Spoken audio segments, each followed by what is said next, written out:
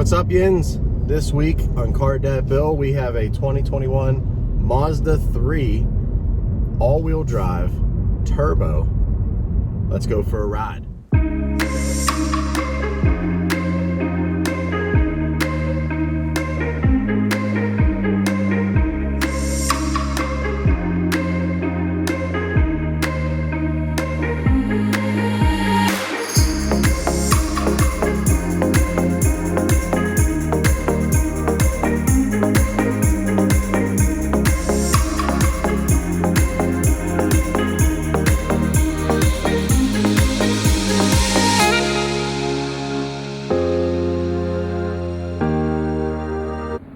All right, guys, so we're standing outside the Mazda 3, and let's take a walk around the outside, see what's up. Let's start up front here like we always do with this front grille, which is super athletic, super performance looking, straight up and down. Has a little bit of a forward lean to it, actually. That's the aggressive turbo all-wheel drive go-kart looking car that this is. LED daytime running lights that are the circle ones inside there. Also with the LED headlights. No fog lights on this model, but just that super aggressive front grille, front spoiler that kind of skirts around the side. If you follow the body lines down there, really sharp. Notice too that there's no real line in this car. It's very smooth. Look at this huge back panel back here, the pillar back here. It's extra big, very flat. Black wheels, 18-inch wheels. Back to the back here with the dual exhaust pipes, the hatchback, the roof spoiler is sweet. Then you come back here to the tail lights as usual. LEDs. These flash. These are your turn signals. These are your reverse lights. All of this stuff lights up at nighttime, and there's a couple lines in there. It looks really, really sharp at nighttime. Dual exhaust tips out back. There's your all-wheel drive turbo. And then a cool feature here is up underneath that is where you open the trunk, which is pretty cool. Let's hop inside and take a look. All right, guys, we're inside the Mazda. We're gonna fire it up here. You guys can see the different things that happen when it starts up. One thing I want to note about the interior on this car is how driver focused it is. See how everything is kind of slanted towards me? The screen's pointed my direction. The dashboard layout's towards me. The passengers have their vents, but they're not facing me at all. They're completely on this side. From this point forward, it's all driver focused.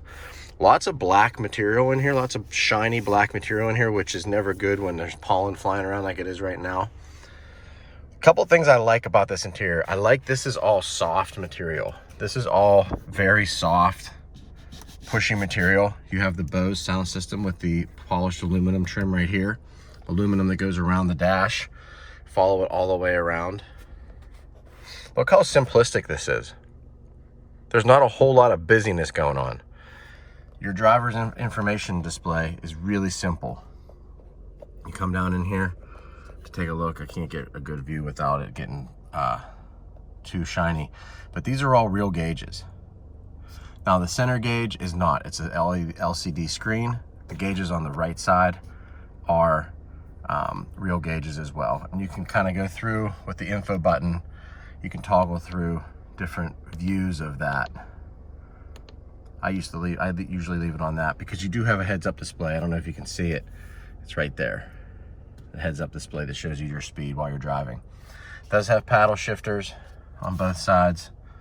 Here's all your controls for your phone, the info that we just did up there. You can toggle through your presets. Your volume controls are on this side. Is your cruise control setup. Steering wheel, it's upright. It's very clean design with a nice leather wrapped feel. And then down here are your safety buttons and your seat selection for your different settings. Down here, another brushed or another polished black surface with the buttons. Look how this detail kind of flows together for your door handle. Really smooth, really sporty. Then down here is the HVAC center, which is really easy to use, really self-sufficient, really user-friendly.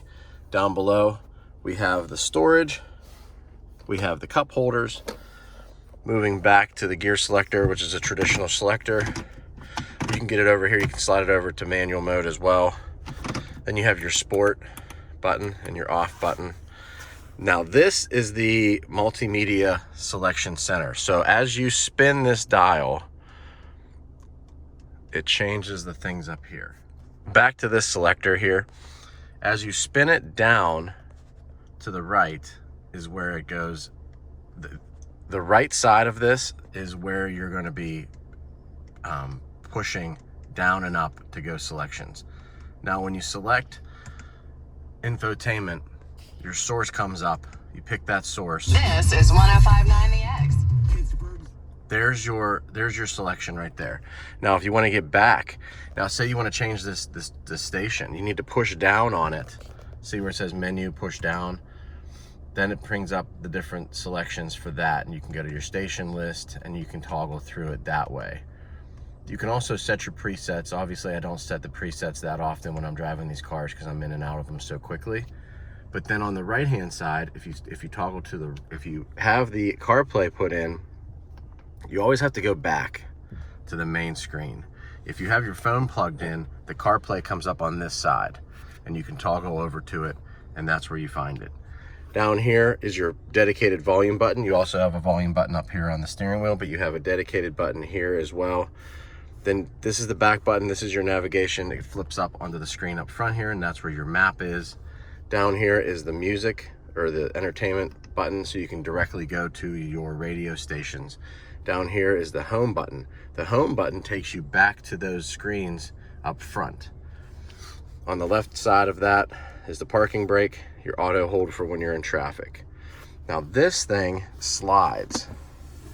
So now you can kind of reach in here and you can still get stuff. You can still reach things that are up front, and then it actually lifts up completely to give you access to everything there. There's a USB plug here that connects to your CarPlay, and it's a regular USB plug, by the way, if you can see that. Then you have a charging port here, which is just for the 12-volt adapter for your charging.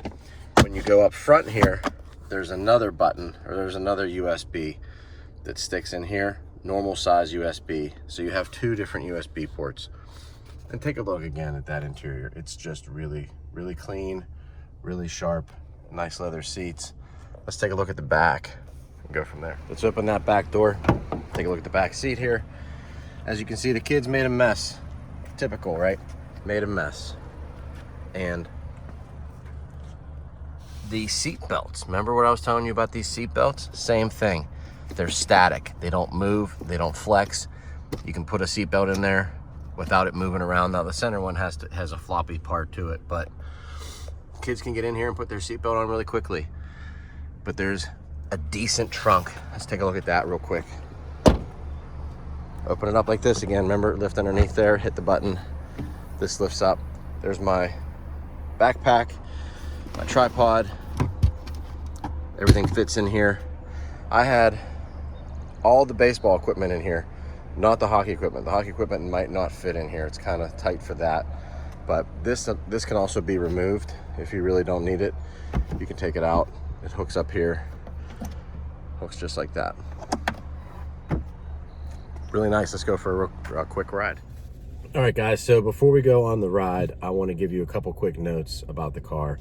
21 Mazda 3, 2.5 liter turbo, all-wheel drive, 227 horsepower, 310 pound-feet of torque. That's an extremely large amount of torque for a car this small, and it feels like it when you're driving. It's awesome on the road. 18-inch wheels, like I mentioned before, 6-speed automatic, LED lamps up front and back. The interior here, this dial that I was showing you earlier is called the multifunction command center or command control. And after a little bit of use, it's absolutely easy to use. Bose 12-speaker sound system. The Mazda 3 is getting 26 average miles per gallon. That's average. You get a little bit more on the highway if you're not heavy on the pedal. I've been driving this thing like a go-kart race car all week long. So I'm actually averaging a little bit less than that. I'm averaging 24.3 real-time average. And it's a smaller tank, so you go through the fuel a little bit quicker than you normally would. The MSRP for this model, which is the Mazda 3 Turbo all-wheel drive, is $34,820. So it's a little bit higher than you would get a normal Mazda 3, but you're getting that sporty athletic car, so it's pretty good value in that regard. Let's talk about some driving dynamics while we're driving down the road. All right, guys, we're out driving, and there's 5 things that I really want to go over with you about this car that I found to be, you know, the top features, the top highlights, if you will, of this car. Now, it's obviously a smaller car inside. It's not going to be something that you're going to have a huge family in. So take that for what you will. This isn't a car for like 5 kids or 6 kids like I have. But my kids do fit in the back. 3 kids do fit across the back with a car seat. So it's possible. It's not ideal. But my top features about this car is the turbo, number 1, the turbo. So a car this size, you hear that? And it just picks up and it goes. And it's very refined. Mazda has taken this turbo engine of theirs and has put it to the top. It's actually in all of the vehicles. You can get it in any vehicle in their lineup right now. And in this little car, this little 5-door hatch, it is spectacular. It is so much fun to drive. It has a nice exhaust note. It has a nice intake note, like you could hear. It just works well. And in a car this size, I keep saying, it goes, man. I mean, you step on it and you're where you want to be. And it's a great highway vehicle, commuter vehicle. It's awesome in the turns up here. And that brings me to my second best feature of this car, is the driving dynamics and the control of it overall. This car has so much control. The all-wheel drive gives you that torque vectoring out of corners, into corners, through corners, and then all weather. So if you're driving in the snow, you're driving in the rain, whatever the case is, you have that traction capability to get where you need to go, no matter what. But when you're driving on a dry road like I am right now, it just hauls you know what, and it sticks to the road, and it's low, and you can feel everything. You can feel all the bumps, you can feel all the imperfections. The steering is super smooth, super soft, gives you enough feedback so you know what's going on, but it's not like rigid, and it's not overly assisted. You can throw this thing in the corners and enjoy the ride, enjoy the steering as much as you really want to. The all-wheel drive is my third thing on this list, and the all-wheel drive is something that never was really around for the Mazda 3 for many, many years. So adding that takes it to the next level, if you will. It takes you to another level of refinement, takes you to another level of capability for all-weather driving, especially around here in Western PA, where we have all 17 seasons, where, you know, we have the 3rd winter and the 4th winter sometimes. So when you're driving around and the car's nice, and the snow comes all of a sudden, you're prepared for it. My 4th thing on the list I want to touch on is the comfort and the ease of use. The car is absolutely comfortable. It's absolutely easy to use. You can drive in this car for extended periods of time. It has super soft leather seats that are also supportive, side supports, bolster supporting. Your lumbar is nice, keeps your back at a correct angle. And here we go up this hill with the all-wheel drive. I mean, it just plants itself down and goes, and it's fantastic. So yeah, the comfort, the ease of use. Once you figure out that multifunction tool down here, that multifunction sensor down here, it's absolutely easy to use. Last thing I want to touch on is the styling of the car. So Mazda 3s have always been an attractive car to me. They've always been an attractive hatchback. This new model, this new generation of Mazda 3 has kind of a race car, go-kart, aggressive look to it with the skirts you saw on the outside and the side skirts and the dual exhaust pipes out back. And then you have that up front, upright, kind of leaning forward, angry grille in the front. And then the color combo that we have here with the gray and the black, it's just magnificent. If you tinted all these windows so that they would all match the trim and everything, this car would look fantastic. It looks fantastic without it, but that little touch would make it, you know, even better. I give Mazda huge thumbs up for this.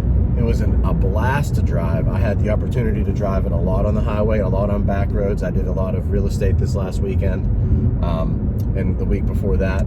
So I was all over the place with clients doing things, and this car was a dream to drive during that time. That's it for this week, guys. I appreciate you watching. Car Dad Bill signing off. Real cars, real people, real life. Please subscribe to whatever side it's on.